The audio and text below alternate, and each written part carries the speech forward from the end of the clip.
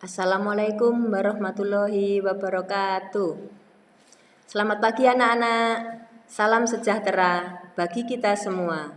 Semoga kita semua diberi kesehatan oleh Allah Subhanahu wa taala. Amin amin ya robbal alamin. Sebelumnya saya perkenalkan terlebih dahulu bahwa nama saya adalah Sri Wahyuni. Saya di SMKN 1 Duduk Sampean, yaitu selaku Wakil Kepala Sekolah Urusan Kesiswaan, dan saya juga mengajar pendidikan Pancasila atau yang terkenal dengan PPKN. Namun di sini saya akan menyampaikan materi tentang pendidikan akhlak dan pendidikan karakter. Anak-anak sekalian yang saya banggakan, semoga kalian ini bisa mengikuti materi ini dengan baik. Dan yang saya harapkan anak-anak dengan mengikuti materi ini dengan baik, maka di akhir materi ini nanti ada tugas dan kalian wajib untuk mengerjakan tugasnya karena sebagai persyaratan untuk mengikuti MPLS ini ya anak-anak.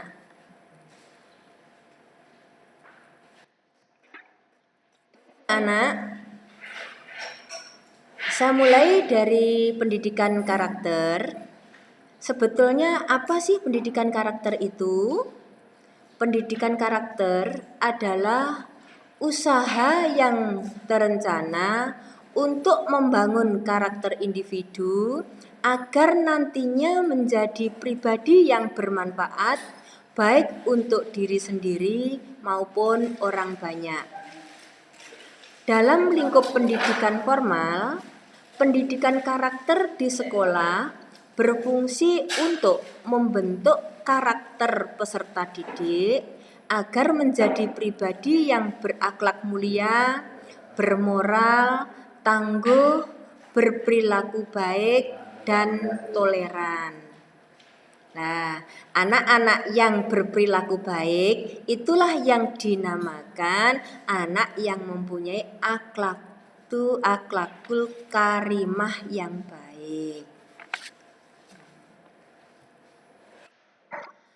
Sedangkan pendidikan akhlak itu adalah usaha yang dilakukan secara sadar untuk membimbing dan mengarahkan kehendak seseorang untuk mencapai tingkah laku yang mulia yang menjadikannya sebagai kebiasaan. Akhlak terpuji sering disebut sebagai apa tadi? Sebagai akhlakul karimah atau sifat-sifat yang baik. Berikut, adapun tujuan dari pendidikan karakter dan akhlak dalam kegiatan MPLS ini adalah untuk menumbuhkan perilaku positif yang meliputi 1. Kejujuran, 2. Kemandirian, 3. Sikap saling menghormati, dan yang keempat menghormati keanekaragaman dan persatuan. Berikutnya adalah tentang kedisiplinan, hidup bersih dan sehat, dan mewujudkan peserta didik yang memiliki nilai integritas, etos kerja, dan semangat gotong royong. Anak-anak, marilah kita perhatikan, kita ulas satu persatu tentang perilaku positif ini. Dari yang pertama dulu anak-anak, itu tentang kejujuran. Bagaimana sih yang dikatakan tentang jujur itu? Apa sih kejujuran itu? Jujur adalah suatu sikap yang lurus hati, menyatakan yang sebenar-benarnya, tidak bohong atau tidak berkata hal-hal yang menyalahi apa yang terjadi. Jadi sesuai dengan faktanya. Kenapa kejujuran diajarkan kepada kalian? Jujur ini adalah sangat penting. Khususnya kalian sebagai peserta didik atau menjadi siswa, jujur itu sangat diperlukan sekali. Karena diharapkan peserta didik itu harus berbicara apa adanya. Jangan menyembunyikan hal-hal yang tidak baik. Bahkan kalau ada istilahnya anak muda sekarang, jujur itu ajur. Jangan berkata seperti itu, ya anak-anak. Karena jujur bukan mengakibatkan ajur, tapi jujur itu adalah demi kebaikan.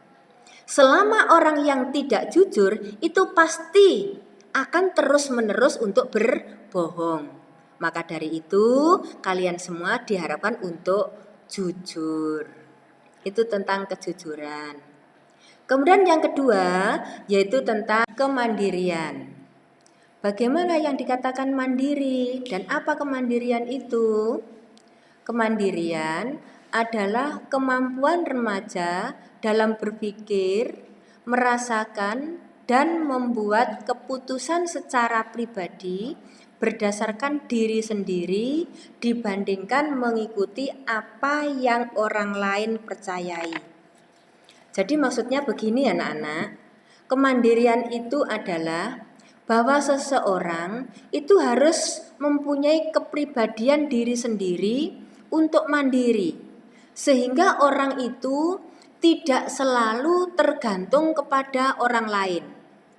Contohnya, kalau kalian sebagai siswa di sekolah, di dalam mengerjakan tugas, itu sifatnya harus mandiri.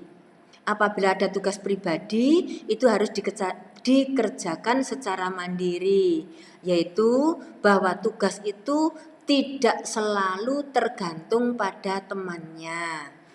Ya, itu yang dikatakan mandiri. Lain dengan tugas kelompok.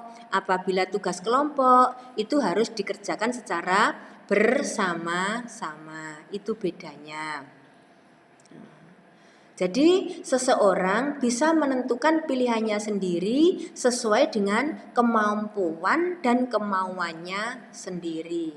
Itu yang dikatakan kemandirian.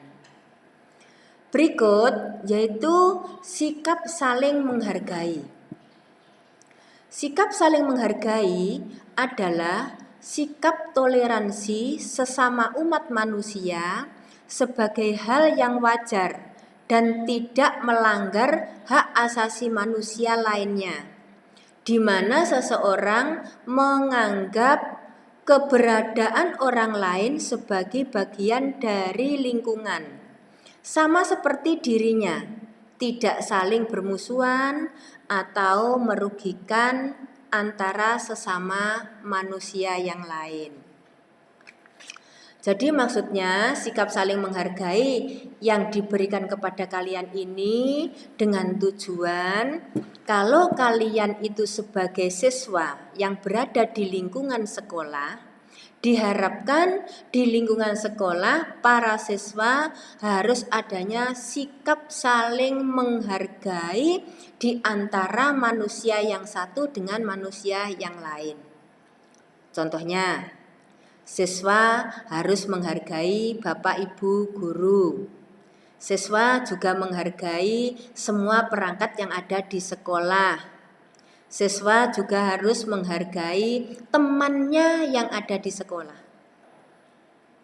Hal ini diberikan pada waktu MPLS ini dengan tujuan kalian nanti pada saat sudah memasuki sekolah atau masuk sekolah, diharapkan kalian sudah memahami bagaimana sikap menghormati guru, bagaimana sikap menghormati sesama teman, itu kalian sudah punya bekalnya. Contohnya, pada waktu kalian berada di sekolah, harus menghormati Bapak Ibu guru. Bagaimana cara menghormatinya? Bukan hormat gerak, bukan gitu ya anak-anak. Jadi yang diharapkan saling menghormati itu adalah apabila kalian itu ketemu Bapak Ibu guru, paling tidak ya, diberikanlah salam, menyapa. Karena di sekolah kita, di SMKN 1 Duduk Sampeyan itu mempunyai hal-hal tentang adanya saling menghargai, yaitu adanya mempunyai sikap sopan, ya, punya salam santun terhadap Bapak Ibu guru. Jadi kalau kalian ketemu Bapak Ibu guru, paling tidak kamu senyum, ya. Kemudian menyapa atau bahkan adanya salam. Jangan bersikap dingin. Kalau ketemu Bapak Ibu guru silakan untuk menyapa. Biarpun Bapak Ibu guru itu tidak mengajar kalian. Karena tidak semua Bapak Ibu guru mengajar kalian. Kelasnya berbeda-beda. Jadi kalian harus tetap menghargai atau menghormati Bapak Ibu guru. Dengan menyapa, ya, dengan salam, dengan senyum, itu menunjukkan bahwa kalian itu sudah bersikap menghargai. Nah, itu yang diharapkan. Jadi anak-anak, sikap saling menghargai ini adalah diterapkan di lingkungan mana saja. Biarpun kamu di lingkungan keluarga, di lingkungan masyarakat, maupun di lingkungan sekolah. Itu sikap saling menghargai. Yaitu menghormati keanekaragaman. Menghormati keanekaragaman merupakan upaya untuk menjaga persatuan Negara Kesatuan Republik Indonesia serta untuk mewujudkan cita-cita bangsa Indonesia. Nah, anak-anak, jadi yang dimaksudkan menghormati keanekaragaman ini bahwa di negara kita, di negara Indonesia terdiri dari beraneka ragam. Aneka ragam apa? Aneka ragam agama, suku, budaya, ya, pulau, warna kulit, bahasa daerah. Bahkan di Indonesia terkenal adanya SARA. Apa anak-anak SARA itu? SARA itu kepanjangan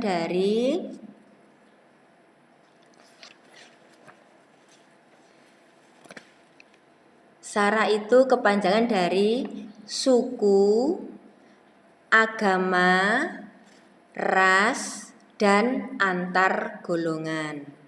Ya.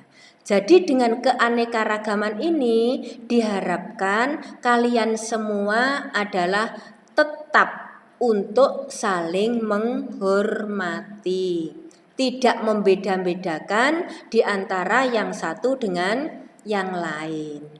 Ya, jadi biarpun ada yang dari pulau mana, ya, itu tetap kita sebagai bangsa Indonesia. Ada yang berbahasa daerah Jawa, ada yang berbahasa daerah Sunda, ada yang berbahasa daerah Madura.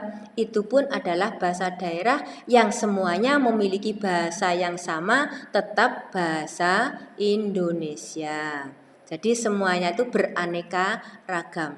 Bahkan di Indonesia memiliki semboyan Bhinneka Tunggal Ika, yang artinya biarpun di Indonesia beraneka ragam atau berbeda-beda, namun merupakan satu jua. Itu adanya keanekaragaman. Jadi keanekaragaman bukan berarti penghalang bagi kita untuk saling menghormati. Nah, hal ini dilanjutkan dengan berikutnya, yaitu adanya persatuan. Bagaimana dengan adanya persatuan? Persatuan artinya tidak terpecah-pecah. Gabungan, keterpaduan, kesatuan berarti keadaan yang utuh, tidak terpecah-pecah, merupakan gabungan keterpaduan dari keanekaragaman atau kemajemukan. Nah, ini pengertiannya hampir sama dengan keanekaragaman. Dengan keanekaragaman ini berarti kita harus tetap saling menghargai di antara yang satu dengan yang lain. Ingat, keanekaragaman bukan penghalang untuk bersatu. Biarpun beraneka ragam, tetapi kita tetap satu, yaitu bangsa Indonesia. Seperti halnya yang tertera dalam sila ketiga Persatuan Indonesia yang dilambangkan dengan pohon beringin. Mengapa para tokoh terdahulu melambangkan sila Persatuan Indonesia dengan pohon beringin? Karena dengan pohon beringin, satu batang yang terdiri dari beraneka ragam cabangnya, banyak cabang-cabangnya, banyak ranting-rantingnya. Biarpun rantingnya itu banyak, tapi tetap satu batangnya. Itulah Indonesia. Biarpun Indonesia itu terdiri dari beraneka ragam suku bangsa, agama, warna kulit, dan sebagainya, namun tetap satu, yaitu bangsa Indonesia. Itu yang diharapkan di negara Indonesia ini, khususnya bagi generasi penerus seperti kalian semua, tidak ada perpecahan di antara yang satu dengan yang lain. Paham ya anak-anak? Berikutnya saya lanjutkan dengan disiplin.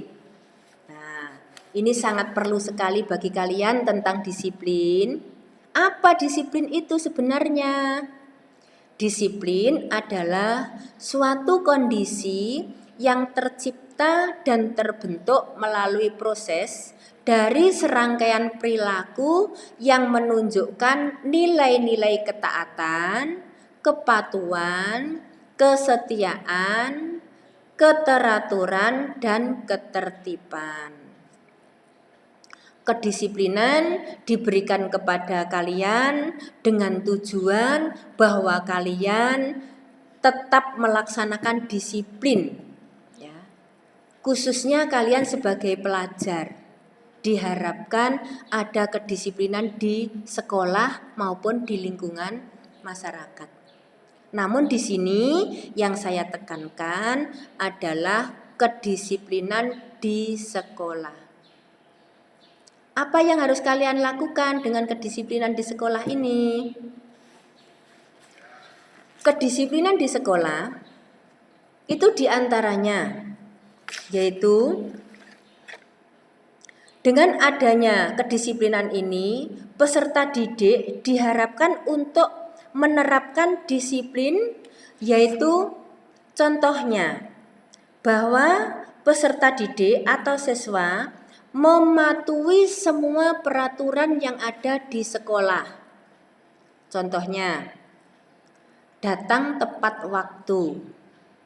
Kalau masuknya di sekolah itu jam 7, maka kalian jam 7 sudah berada di dalam kelas. Bukan berarti jam 7 baru berangkat dari rumah. Bukan berarti jam 7 itu masih berada di pintu gerbang.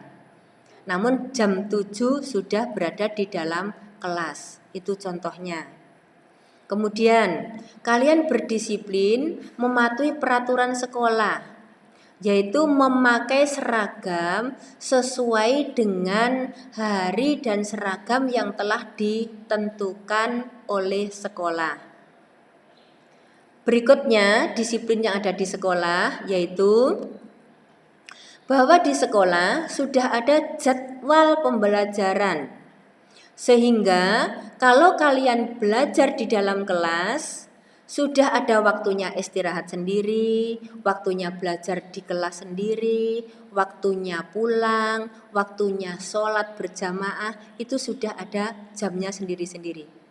Sehingga kalian tidak bisa semaunya sendiri sebelum istirahat. Misalnya kalian sudah ke kantin, itu berarti tidak berdisiplin, ya.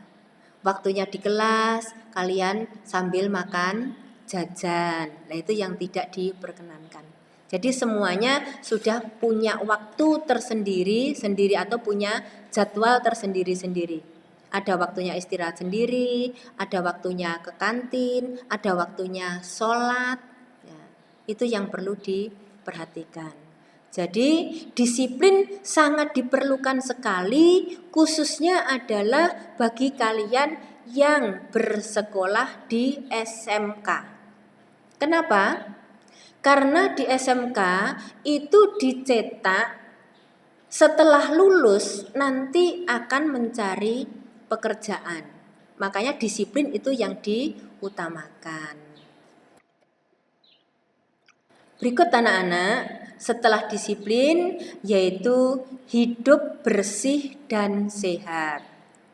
Nah, perilaku hidup bersih dan sehat itu adalah sekumpulan perilaku yang dipraktekkan atas dasar kesadaran sebagai hasil pembelajaran yang menjadikan seseorang, keluarga, kelompok atau masyarakat mampu menolong dirinya sendiri atau secara mandiri di bidang kesehatan dan peranan aktif dalam mewujudkan kesehatan masyarakat. Kenapa sekarang ini dituntut untuk hidup bersih dan sehat? Anak-anak, sekarang ini adalah masa pandemi. Lagi gencar-gencarnya corona atau COVID-19. Maka dari itu, kita semuanya diharapkan untuk membiasakan hidup sehat. Membiasakan untuk hidup bersih. Dengan bagaimana? Kita harus selalu mengutamakan protokol kesehatan, yaitu dengan cara yang pertama, selalu memakai masker. Anak-anak memakai masker jangan kalau diingatkan saja, tapi di mana saja kita sekarang ini harus atau wajib memakai masker. Kemudian mencuci tangan dengan sabun dengan air yang mengalir. Kemudian diharapkan hindari untuk berkerumunan. Maka dari itu, seperti sekarang ini untuk MPLS kalian tidak masuk di sekolah karena adalah untuk apa? Untuk menghindari berkerumunan. Maka kalian diharapkan bisa memahami dengan MPLS secara virtual seperti ini, kalian bisa mengikuti dengan baik. Karena harapan dari sekolah ini adalah untuk menghindari adanya penularan COVID-19. Nah, jadi diharapkan untuk hidup bersih dan sehat ini diawali dari pribadi masing-masing. Bukan hanya di sekolah saja untuk memakai masker, tetapi dimanapun kalian berada itu wajib memakai masker. Selain itu, kita juga diharapkan untuk makan yang bergizi dan makan makanan yang sehat. Apa ada makanan yang tidak sehat? Tentunya ada. Ya, kalian bisa memahami sendiri, bisa mengerti mana makanan yang sehat dan makanan yang tidak sehat. Berikut yaitu adanya integritas. Apa integritas? Integritas adalah bertindak secara konsisten antara apa yang dikatakan dengan tingkah lakunya sesuai nilai-nilai yang dianut atau nilai-nilai yang dapat berasal dari nilai kode etik di tempat dia bekerja, nilai masyarakat atau nilai moral pribadi.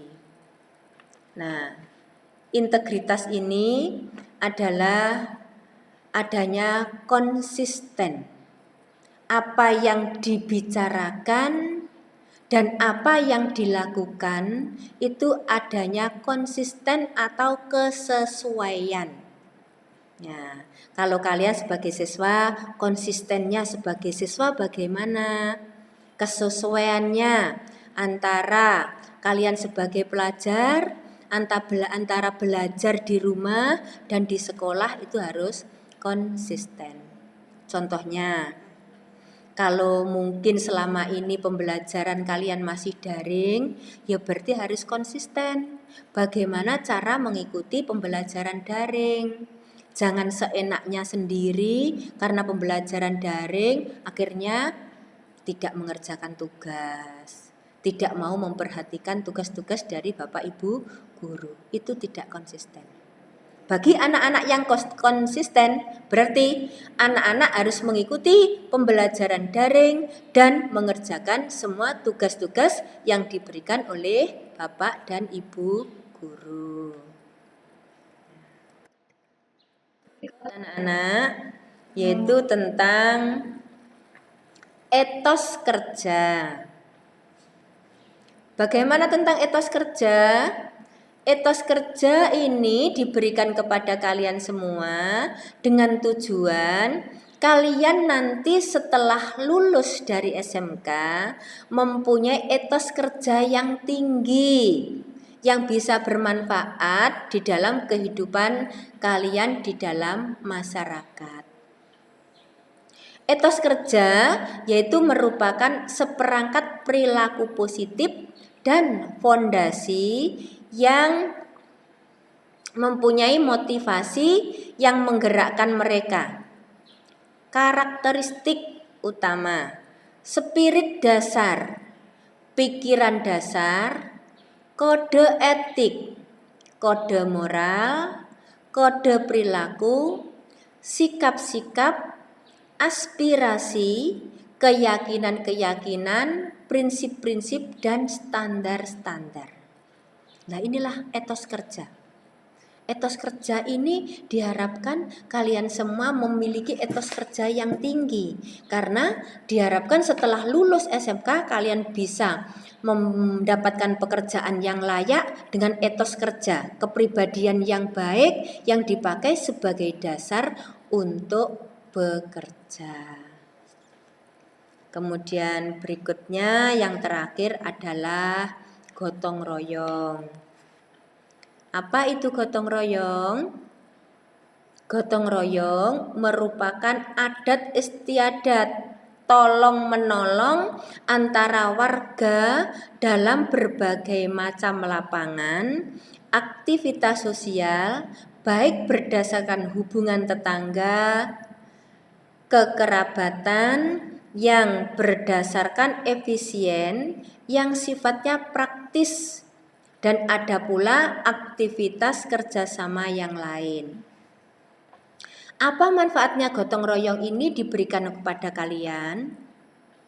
Gotong royong ini diharapkan bagi kalian sebagai peserta didik atau siswa, dimaksudkan adalah untuk saling membantu di antara yang satu dengan yang lain. Karena manusia itu tidak bisa hidup sendiri tanpa bantuan orang lain.